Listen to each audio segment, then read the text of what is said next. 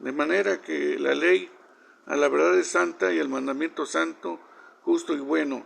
Luego lo que es bueno vino a ser muerte para mí, en ninguna manera, sino que el pecado, para mostrarse pecado, produjo en mí la muerte por medio de lo que es bueno, a fin de que por el mandamiento el pecado llegara a ser sobremanera pecaminoso.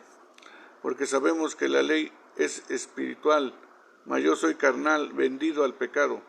Porque lo que hago no lo entiendo, pues no hago lo que quiero, sino lo que aborrezco, eso hago.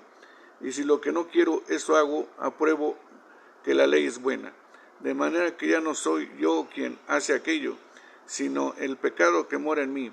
Y yo sé que en mí, esto es mi carne, no mora más bien, porque el querer el bien está en mí, pero no el hacerlo. Porque no hago el bien que quiero, sino el mal que no quiero, eso hago. Y si hago lo que no quiero, ya no lo hago yo, sino el pecado que mora en mí.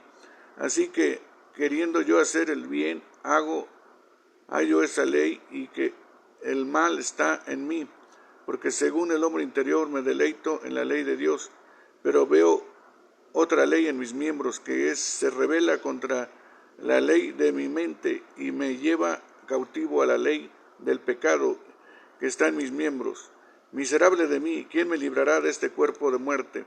Gracias doy a Dios por Jesucristo Señor nuestro. Así que yo mismo con la mente sirvo a la ley de Dios, mas con la carne a la ley del pecado. Capítulo 8. Ahora pues ninguna condenación hay para los que están en Cristo Jesús, los que andan conforme a la carne, los que no andan conforme a la carne, sino conforme al Espíritu. Porque la ley del Espíritu de vida en Cristo Jesús me ha librado de la ley del pecado y de la muerte.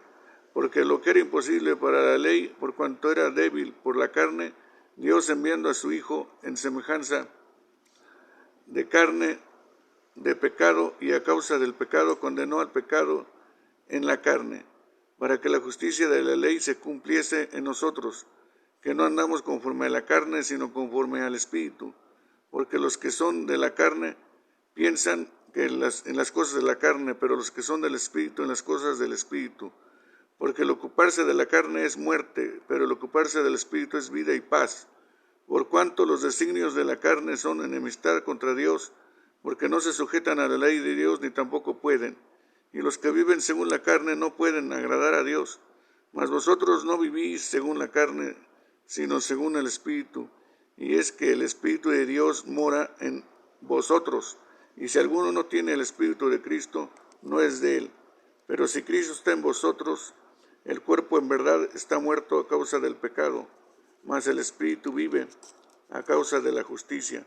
Y si el Espíritu de aquel que levantó de los muertos a Jesús mora en vosotros, el que levantó de los muertos a Cristo Jesús vivificará también vuestros cuerpos mortales por su Espíritu que mora en vosotros.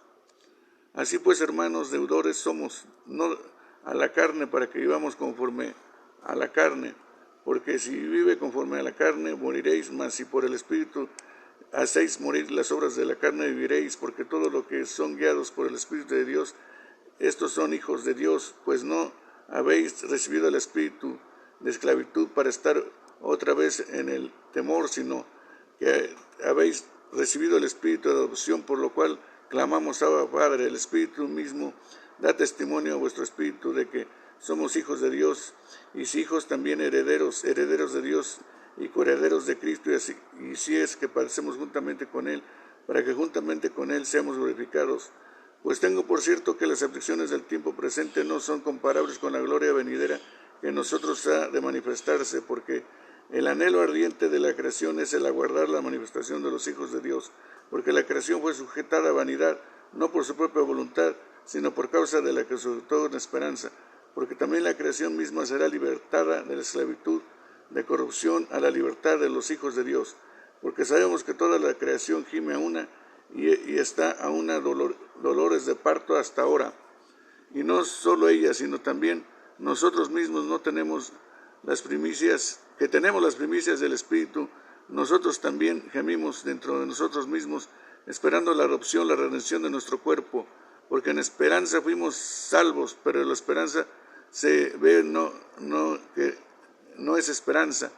Lo que alguno ve, ¿a qué esperarlo? Pero si esperamos lo que no vemos, con paciencia lo guardaremos. De igual manera el Espíritu nos ayuda en nuestra debilidad, pues hemos de pedir como conviene, no lo sabemos, pero el Espíritu mismo intercede por nosotros con gemidos indecibles.